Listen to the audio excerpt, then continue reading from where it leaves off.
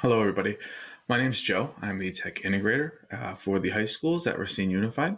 And today we are going to be covering Google Sheets and Google Keep. Specifically, we'll be looking at the skills covered in the Google Teacher Center and the fundamental skills training that's a part of that. Please note that anyone who has already taken the exam or who has attempted to take the exam, you did sign a non-disclosure agreement and cannot share any specific details about the exam as far as the relationship with the training and the skills that we will be addressing in this session. To get to Google Sheets, we are going to start in ClassLink.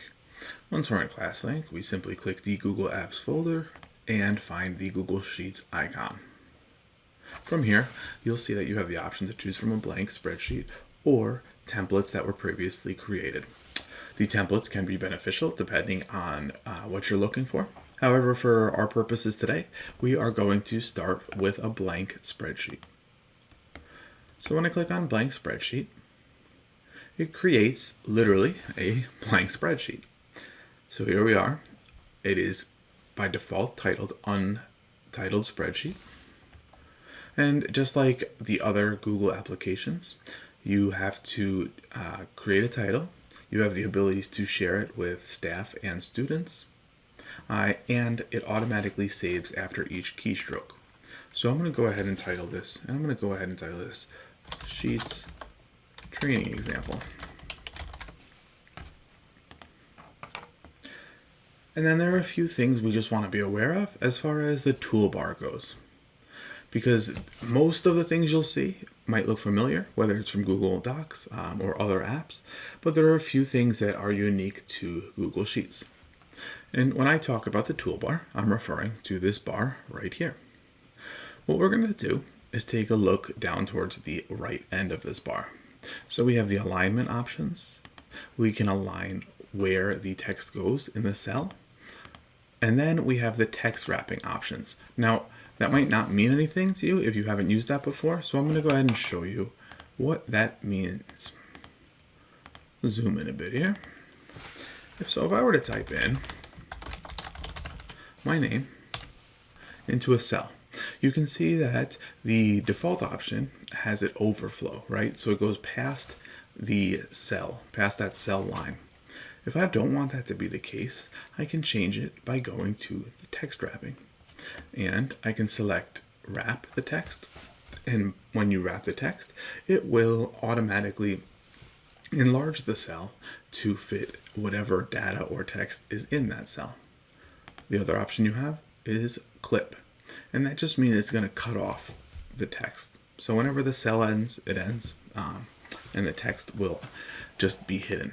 It doesn't delete any extra text, it just hides it.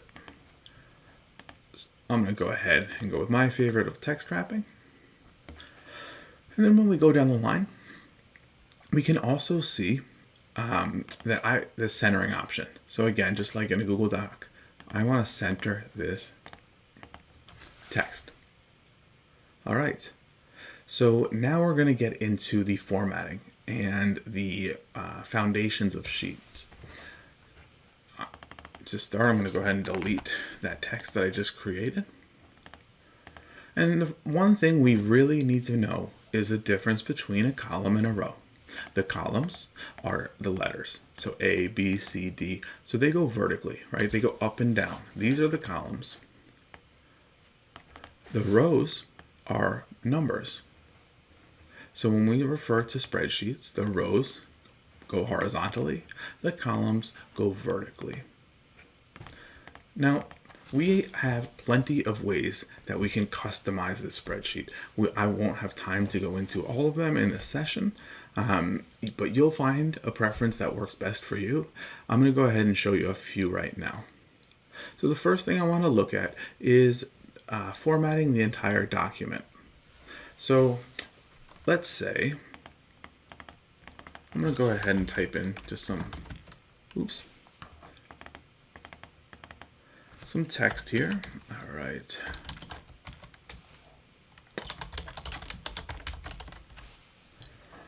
Now, if I don't want to go into each cell individually and select center, alignment, bold, what we can do is highlight the cells that we want to format. There are a few ways of doing this. One way is by clicking the cell and then holding the shift key and selecting the all the way to the end of the range, and then clicking. That will highlight all of the cells within that range. The other option is to do select all, if you will. And to do that in Sheets, you click this little white bar in the top left corner. It's next to the A, to the left of the A, and above the 1. When we click this, it highlights the entire spreadsheet. This is really beneficial to know because it will save you time down the line. So I'm going to go ahead and set up the parameters for what I'm looking for here. So let's see, I want it centered. I want all my text centered. Oops. I would like it in the middle of the cell. I want my text to wrap. And I'm going to go with a size 12 font. Okay. Now, we can see that every cell is now going to follow that format. So if I start typing in any cell on the spreadsheet, it's going to automatically align what I did in the center because that's how we set it up. So we have first name, last name, student number. That's where we're at right now. So let's say we were to put in some first names. Oops. Okay. And let's just say all of these students have the same last name. Okay. Now we're going to get into filtering and sorting in a little bit. But before we do that, it's important we know how to freeze a column or a row, or what freezing is in general, right? So when we talk about freezing in a spreadsheet, that means that that row or whatever we select, right, selected range will stay in place no matter what. It is separate from the other data. Let's look at it. I want row 1 to be frozen. I want to freeze row 1 right here. To do so, we go to the View button right here, and we click Freeze. I'm going to freeze one row. Again, the reason I'm freezing one row is because those are my headers in this case, right? My headers are in row 1. It might be different depending on what you're working with, but in this case, we are going to go with row 1, excuse me. So now you can see there's kind of a divider between. That means any filtering or sorting we do will start in this second row. It'll start at A2, B2, C2. These will always remain on top. Maybe I want to really emphasize that these are my headers. So I can bold them. We can set up separate settings for those that frozen row. Now finally, the last thing before we move to a spreadsheet with some information already in it, as I said before, you can customize the size and pretty much everything about a spreadsheet. We can make the rows larger by clicking on it and dragging it. We can right click on the number. So I'm going to click on row 2. I right click on row 2, and then I can go down to where it says resize row. From here, I can either fit the row size to the data that's inside of it. It'll automatically adjust. Or I can go with a height, my preference. So I'm going to go with 35. If you want to do that for every cell, you could hold the shift button down, select all those cells, right click, and hit resize rows. And then we can go with 35. The final thing is the paint format. So let's say I want to copy the formatting from row 2. So maybe in row 2, I have more than just sizing that I want to copy. So it's not as easy to duplicate this, right? So what we're going to do is highlight row 2 now, and I'm going to click this paint format button. When I click that, oops, not print. When I click this paint format button, Now I can select the other range that I would like to copy the setup or the parameters that I have here. So it's going to copy the size, the colors that are associated with that column or row. So I'm going to copy this to 4. So you can see there that the Paint Format button can be a useful tool. Now I'm going to move on to an example of a spreadsheet that already has some information inside of it. Voila, we have some data now. We have some data to work with, and this is where the real fun starts. And this is where we can really go in different directions, but we're going to stay on track here. The first thing we're going to look at is filtering. So the ability to filter in Google Sheets.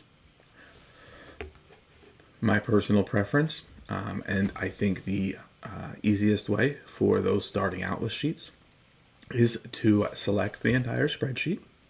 So again, if you recall, we click the top left corner, that little blank white box, it selects our entire spreadsheet. Now we can go ahead and we locate the icon up here that looks like this, and it says create a filter. Now since I have everything selected, it's applying this to every column. So I'm going to go ahead and click create a filter. And you might notice some magic happened. These drop downs showed up next to each header, next to each column header. Now, depending on what I'm looking for is how I'm going to go about filtering things. So let's say I am looking for books that are in the reading level of T. So what options do I have? Well, what we can do is click this drop down. I'm going to go ahead and hit clear.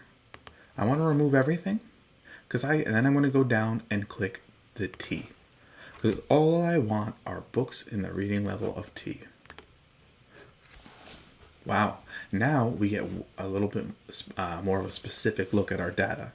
Now I understand that we are not working with a ton of books here, but again, we're working on this as a training.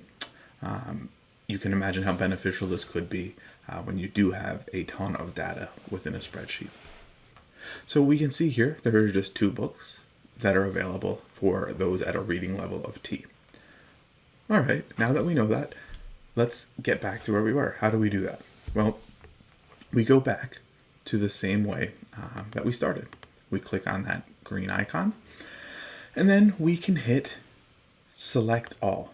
So instead of clear, right, because before we cleared all the reading level options, now we're adding them all back, and then I hit OK. Boom, back to how we were. Another nice thing about filtering with this in this format is it gives you the ability to filter multiple columns at once. You do have the capability to filter more than one thing at a time. I'm not going to go into detail on that right now because I don't want to add confusion. However, just know that that is an option. Now, there is one really important thing I want to note with filtering or sorting, if you will. Let's say I want to sort the books by their rating. So I want to sort this list by the rating, by numerical rating. So what we can do here is when I click column D, I go up to data on the top here. I go up to data. Now when I click data, you'll see a few things. You'll see sort sheet column by A to Z, or sort range by column D, A to Z. So what that means, let me go back, let me take a step back. What that means is pretty important. If I do sort range by column D, that means the only thing that's changing in this spreadsheet is column D. So now, in this case, it is not something we would want, because sure, it's sorted it, right? We have 3 all the way down to 5. However, it is these numbers are no longer associated with the books that they were aligned with. So what we're going to do is go back And to keep those rows with formatted with the correct data, we want to go back and hit Sort Sheet by column D, A to Z. Now everything follows one another. So you're not messing up your spreadsheet. Let's say you wanted to alphabetize a student roster and you had a whole bunch of information in other columns. It will not mess up or interfere with any of that information as long as you sort it by sort the entire sheet. Okay. Now, let's say I'm done with filtering. I don't want this on here. What we can do is, just like what we did before, we can select all, and then we just click the filter button. And we are back to where we started. We are back to where we started.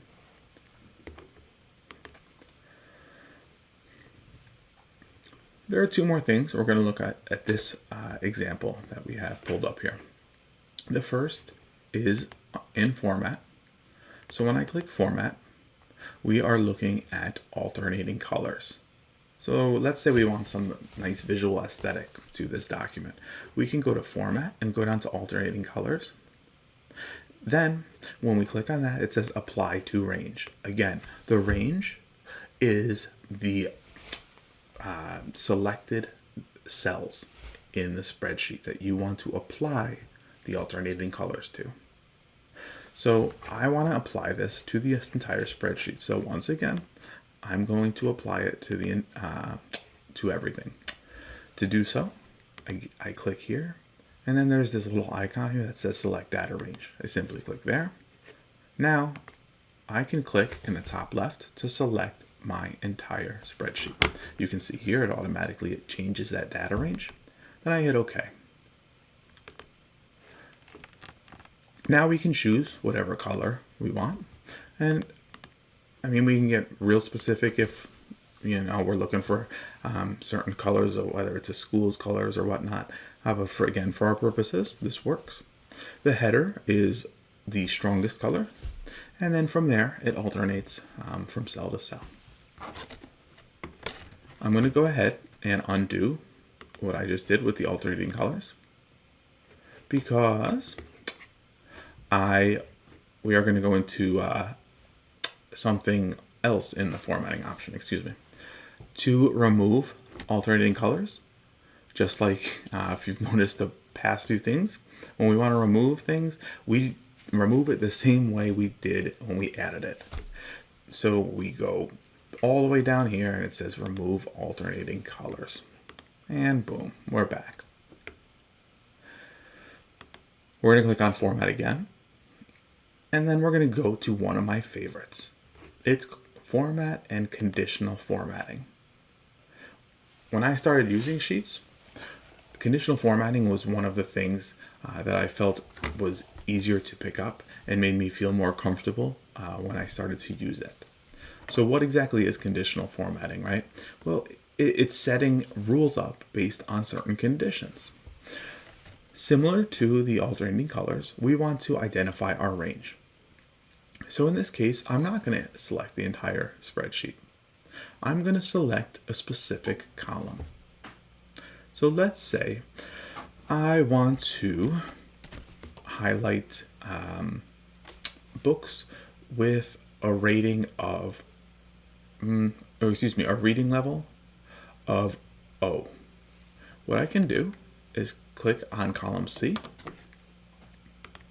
and then we're going to go ahead and apply to range. We click this little icon here, right? And then I can click on column C. Come on. There we go. Now we have our entire column selected. Then there's the format rules. So it says format cells if. Well, there's a lot of options here. And once you understand the language of what they mean, it becomes pretty simple.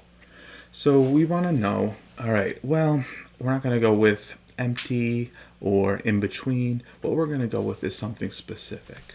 So we're going to go with text is exactly. Because if I put text contains, it might pick up multiple cells with different information. I want to go with text is exactly. And I'm going to go with O. Now you can see that those cells have been highlighted. The formatting style, we can choose what kind of color we would like. You have plenty of options to choose from. Probably not that one, but you have plenty of options to choose from. So this is a nice way of identifying a targeted area that we're looking at when we're looking at a large group of data. This makes it really simple to identify key targets. So once I'm done, I can go ahead and click the Done button. And you can see we have 2 books with reading level O. Let's go one more example with conditional formatting. Except we aren't going to do text is exactly. This time we're going to do something a little different. We are going to go to rating. We are going to go to this column, column D. So again, I can go to Format, and I go to Conditional Formatting. Now I select my range. Where it says here, Apply to Range, I simply click the grid there, and I'm going to click on column D. So it's applying it to this whole column. Now, I want a little wider range. I don't want just one number. I want to do something different. Let's see here.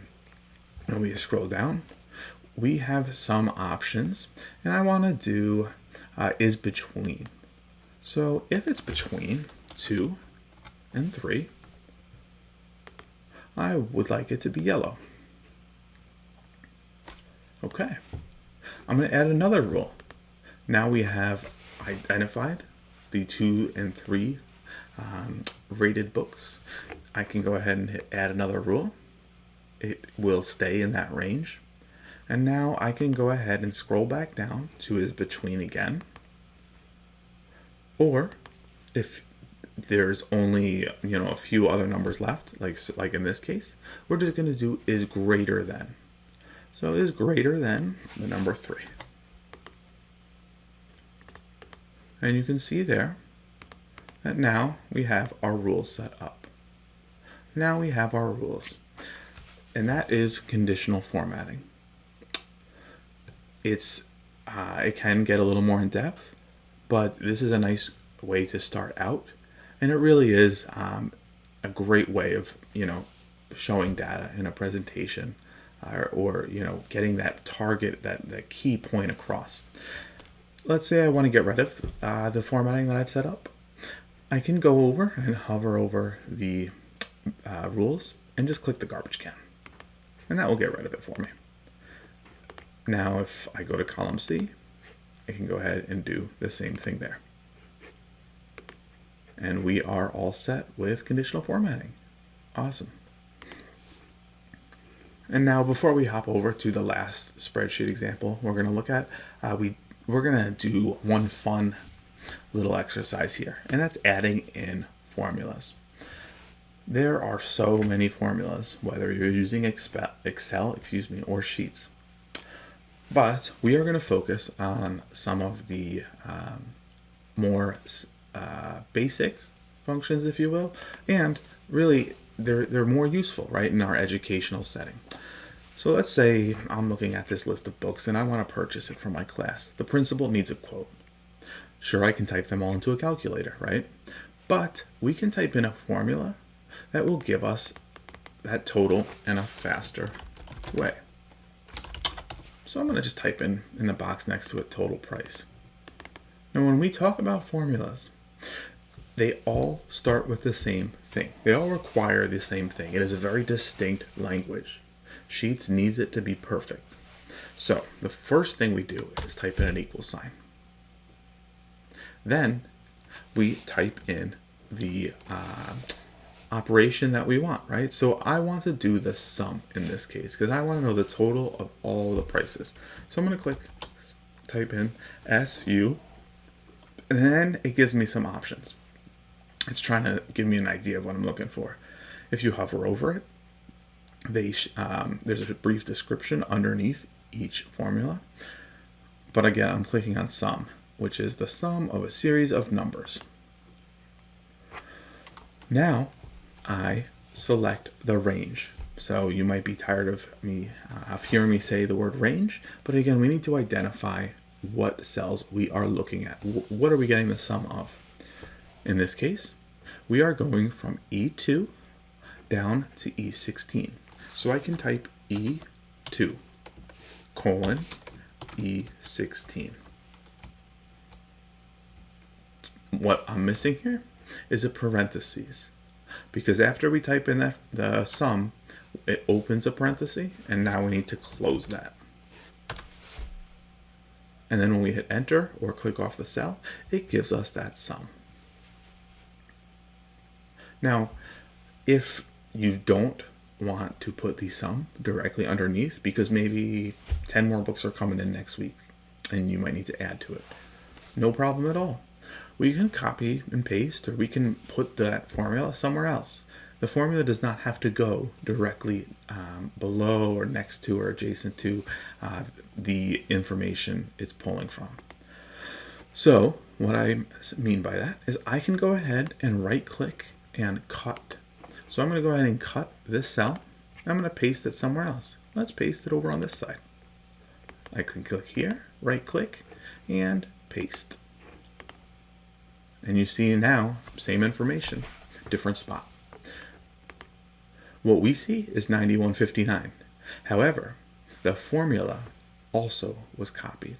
You can see that in this function column, this function bar up here. Up here it tells us how they got that number, how we got that number. Let's do one more. Let's do the average price. What do we need to start with? Equals. And we're going to go with average. And again, you don't need to memorize these because they are going to automatically populate. And then again, Google has so many resources as to whether you're confused about which one to use. There are so many examples to reference out there. So I'm going to go ahead and click on average, and it automatically opens a parenthesis. Now again, I'm looking at a specific set of data. I'm going E2 all the way down to E16. E2 to E16. All right, so our average price now is $6.11. Now, finally, right, the last point I'm going to make on this sheet is what if we want to have the average of not just column E, but we want to also find the average of column D and C and B. Now granted, we're not going to find the average when we're talking about names, but if we wanted to find the average for a range of columns, we do not have to type in the formula over and over and over again. What we can do is simply click on the one we created first. We click on that cell, right? And now you see it's highlighted in blue. On the bottom right corner, there's this little blue box. We click on that, and then we drag our mouse, we drag it over to the cell that we would like to copy that formula to. So you can see that Sheets recognized, okay, we are using the same format, but it replaced, instead of the E2 to E16, it replaced it with the average of D2 to D16. So that's a nice way of saving some time by simply clicking that and dragging it. So if you have a pattern, you can go ahead and drag it all the way down so you do not have to keep doing anything repetitive. It's all about efficiency, as your time is very valuable. Okay, now there were a few questions in the previous session about if you had to manually type in when you're working with a formula. You do not. If you don't want to type in D2 to D16, you don't have to do that. So we have average, and we have another option here to select our range. If we feel more comfortable, we could actually just go ahead and click where we want the range to start, all the way down to where we want it to end. And you can see here, it automatically adds that to the sheet. Oop, excuse me. Okay. So I'm going to do that again. See? We're going to click here, and then we click Shift and click the bottom of the range. And now once that whole range has been selected, we hit Enter, and that will give us the same information. It's just personal preference, really. So again, you can select all of them, or you can manually type in the range. It's whatever you prefer based on the data you're working with and what you're most comfortable with. We are going to go ahead and move on to the final spreadsheet example. Now, the names and emails and such have been made up, or I shouldn't say made up, they have been renamed for anonymous, for those to remain anonymous. So what we're going to do here, we're going to look at a few things. One is conditional formatting again. So if we want to look at conditional formatting in this situation where we're talking about student behavior, so now we're looking at it as, okay, we are targeting a specific behavior in the classroom. I'm going to go to Format, and I'm going to go to Conditional Formatting. Again, apply to range, and I'm going to go ahead and select this little icon right here, and I want to go to column F. I hit OK. Now, I don't know what's most frequent, so I want to see text that can, text that is exactly, and as a teacher, I want to focus on language. Now, you can choose a color. I'll leave it at green. You can see here our formatting is set up so we can quickly pinpoint the frequency that we've had to have interventions based on inappropriate language, as well as the student that used the language and repercussions, etc. So I'm going to go ahead and hit done. When I'm done with that formatting, let's say I've already reviewed the data, I need a clean slate, I can go ahead and click this garbage can and get back to how it was. Okay.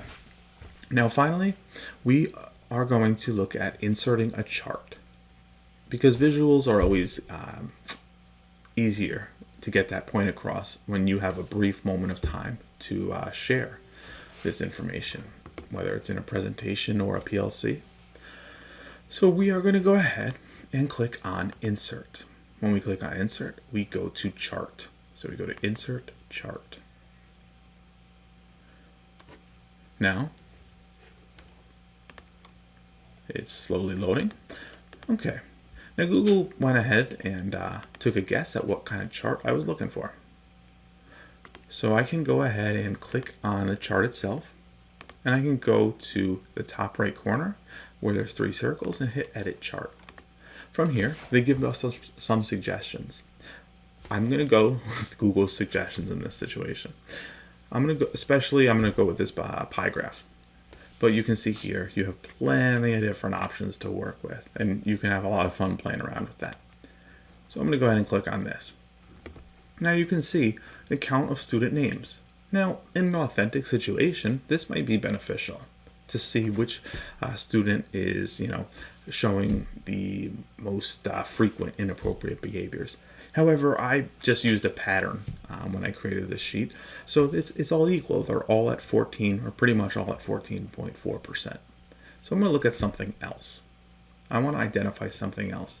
Instead, I want to identify the reason for intervention. So I want to look at their behavior. To do so, we got to change this data range. So instead of column C, we are going to look at column F, because that's where the behavior is. To do so, I clicked on it. Again, I went to data range, clicked on this icon, and then clicked on F. When I hit OK, boom, it quickly gives us a look at the percentages of each behavior and at what rate they occur. Now, the best way to learn how to edit this chart and get it how you want is to really play around with it. There are so many different ways to customize these charts. But the last thing we're going to go over on the chart itself is next to the setup button. So we have here setup, and I want to change it to customize. This is where we can kind of edit the look of our chart. So by chart style, let's say we want to do 3D. Ooh, kind of fun, right? It gives us a different look there. You could change the colors and etc. The other thing I want to look at specifically with this is it says count of students name. Well, that's not an accurate title based on what we're looking at here.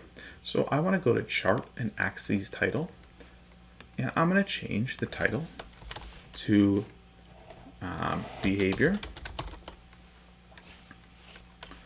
You know what, let's do frequency of behavior.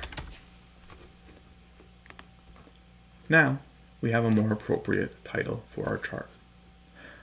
I can X out of that, and here we go.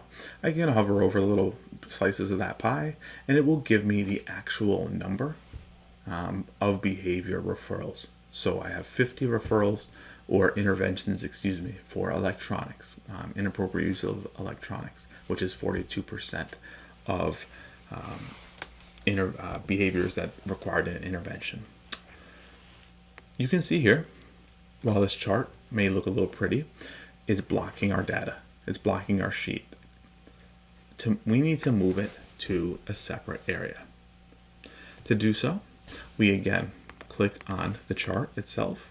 On the top right corner of it, there's 3 circles, and we do move to own sheet.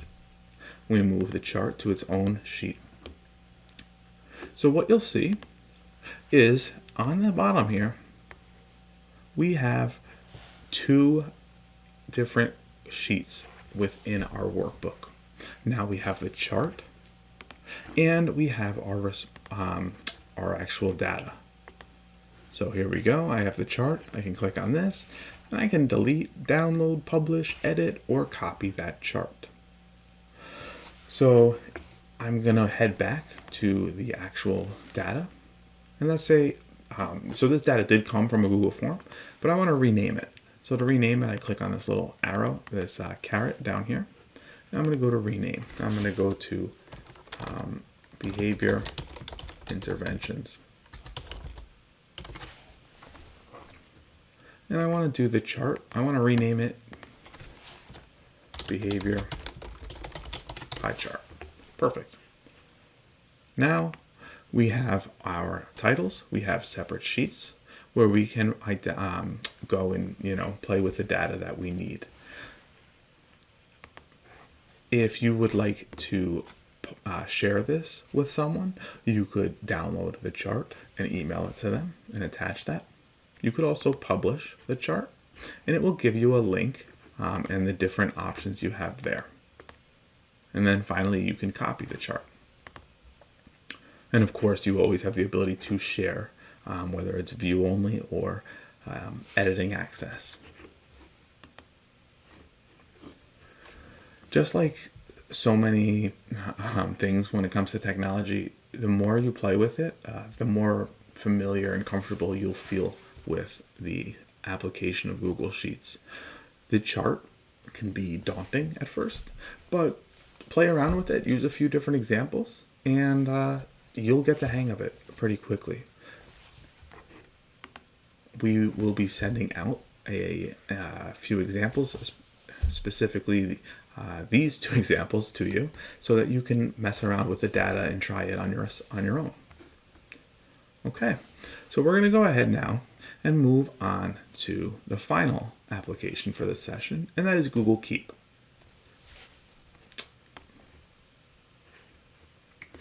Just like we got to Google Sheets, we are going to get to Google Keep in the same way. We're going to click on the Google Apps and Class link, and we're going to click Google Keep.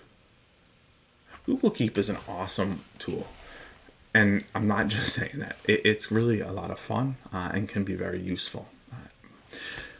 What it is it's essentially a web-based notepad with a ton of features that make it a notepad on steroids, if you will. So you can see here on this example, I have a few things already on here. But what Google Keep is it gives us the ability to take notes. So we can make a Google Keep note. To do so, we click on this Take a Note button at the top. So when we click on this, we are able to make a note. We can make a title, and I'm going to be real original here and do session example. That's my title. Now I want to go to Take a Note. When I click on Take a Note, I can, let's say I want to do a to-do list. So what am I going to, inserting images, adding labels, and let's do changing color. That might not mean much right now, but you'll see where I'm going with that. So right now it doesn't look like much of a list rather than just some text on the note. To make it an actual checkbox where we can manage and organize the tasks that have been completed, we simply click these three circles on the bottom of the note. And we have a few options here, but to do what we want, we are going to click on Show Checkboxes. Now it's a list. You can use this for a grocery list. It works great. Now we have checkboxes where once we finish something, we can check it off and it goes below everything else. So let's actually use this authentically. I want to go over the next part of these note features. And with Note, you can change the color of the notes you create. So for this one, let's say my to-do lists are going to be in yellow. I can hover over this color palette and select yellow. Now, from there, it makes it easier for me to identify different things when I go to my Keep homepage. But again, it's just personal preference, whether you use colors or nothing at all. You find what works best for you. So now we did changing color. So I can click that off my checklist. Awesome. The next thing we want to look at is inserting a label. So I want to label this note. Okay, I don't want it on its own. I want to organize my Google Keep to really maximize and make the most efficient use of my time. So you can see here on the left side of my screen that I have some labels already created, right? So I have some labels created over here. If you have never used Keep before, you won't have labels, but it's not a big deal. We can add some by clicking Edit Labels. When we click that, we can go ahead and create a new label for our Google Keep notes. So I'm going to go ahead here and hit Google Keep Training Example. Then I hit Enter or the checkbox, and it enters it in as a label. When I click back on that note, I can attach the label to this note. So I'm going to go ahead and click on these three circles again and hit Add Label. From here, I select Google Keep Training Examples. Now, the real benefit there comes from this sidebar. Now that we have it labeled, I can click on Google Keep Training Examples, and it will filter those notes down to only those notes that are labeled Google Keep Training Examples. You do have the ability to add multiple labels to a note. So if it falls into two categories, I could click Tech Resources, and there we have it. It'll be found in both of those sections. All right, so we have adding labels down. Perfect. Now we can look at inserting an image. In Google Keep, we can kind of throw a header on there. As you can see, one of our Tech Integrators who shared a note with me threw a classic meme of Dwight Schrute on a note. That's a great way of getting my attention. So let's say we want to add an image onto this keep note. Well, to do so, we click these three circles. Nope. To do so, we click on this add image icon. So we're going to go ahead and click on this add image icon. And from here, we can find the image that we are looking for. For this, I'm just going to go with the district logo, and it will be pasted onto the top of that note. I can close it off when I'm done, and that's what it will look like. That's what that note will look like. The final two things here is the ability, well, three things, excuse me. We can add a drawing to this note, which is kind of cool. You can use your touchscreen, your mouse, your stylus, whatever, is most convenient for you. And you can actually physically write a note on here. You can change to graph paper, composition paper, dots, or no lines at all.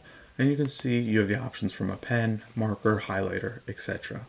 And then from there, you can insert that into your note. So let's say I want to do, boom, all right. I can't draw a straight line even on the computer, but there's my note. And you can see here, that is where it shows up. That is where the drawing shows up. Okay. If I don't like what I created, I can again hover over it and that garbage can icon shows up. Once I click on that, it will be removed. Okay, we can check off inserting images. However, we have two more things. The next one that we're going to look at is sharing, because that really is one of those crucial features, right, with these Google applications. It's collaborating with students and staff to really enhance, whether it's to enhance our instruction or to enhance student learning. So to collaborate on a note, you click this collaborator icon. And from here, I can type in the person that I would like to share it with. I can go ahead and click on Natalia. And now this note will be shared with Natalia. You also have the ability to share notes with students.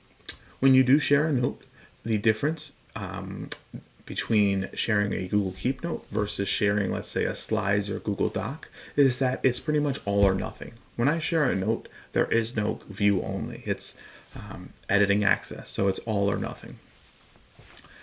So now I have a collaborator on this document. And then finally, let's say I need to get this list done by a certain time. I can hit Remind Me, and I can pick the specific time that I would like a reminder. And based on your Google settings is how those notifications will appear. If you're on your computer and you have notifications enabled, they will show up on your Chrome browser. If you're using your cell device or mobile device, it will show up there. But again, we can go ahead and hit next week. And we can pick a specific time. And then we can hit save. Now we have a reminder on that note. If it's something important and we want to ensure that it gets completed. So that is the overview as far as the skills that are really focused on in that unit on Google Keep in the Google Teacher Center. Again, please be sure to go through the fundamental skills training, as this is not a replacement for that. In no way is it a replacement for that. It is just a supplemental resource to help you and to make you feel more comfortable with these applications. It is still very important that you go through the fundamental trainings in that teacher center. To finish up here, first I want to thank everyone for their time and their willingness to participate in this. I know that you have a lot going on, and we really do appreciate the time and effort that you're putting into this. If you're unsure of any of the things I went over today, please don't hesitate to contact your Tech Integrator. If you're not sure who that is, the slide is right here. with what integrator is responsible for what schools. And finally, this will be shared out with you if you have not already attended a session in my learning plan. However, this will help you figure out who to contact based on the question you have, so that we can get back to you and support you in the fastest way possible. Again, thank you all so much for joining, and good luck.